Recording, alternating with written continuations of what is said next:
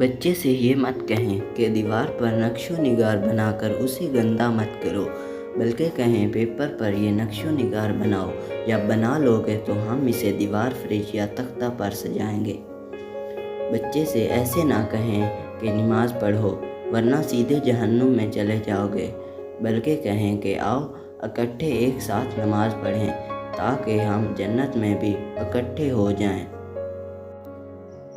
बच्चे से ये ना कहें कि उठो और अपना कमरा साफ करो, क्या जंगल बना रखा है, बल्कि ये कहें कि बेटा क्या कमरे की सफाई में कोई मदद चाहिए, क्योंकि तुम सफाई और सलीका को पसंद रखते हो। बच्चे से ये मत कहें कि खेल कूद छोड़ो पढ़ाई करो, पढ़ाई बहुत अहम है, बल्कि कहें कि आपने आज अपनी पढ़ाई जल्द मुकम्मल कर ली तो मैं आपके साथ खेलूँगी, या ऐसी किसी भी सरगर्मी का हवाला दें जो उसे पसंद हो।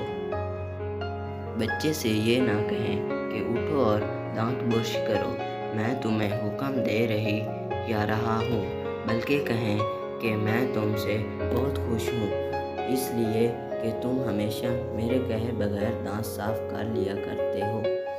बच्चे से ये ना कहें कि बाएं करवट मत सोया करो, बल्कि कहें कि हमें रसूलुल्लाह सल्लल्लाहु अलैहि वसल्लम ने सिखाया कि हम दाएं करवट सोया करें।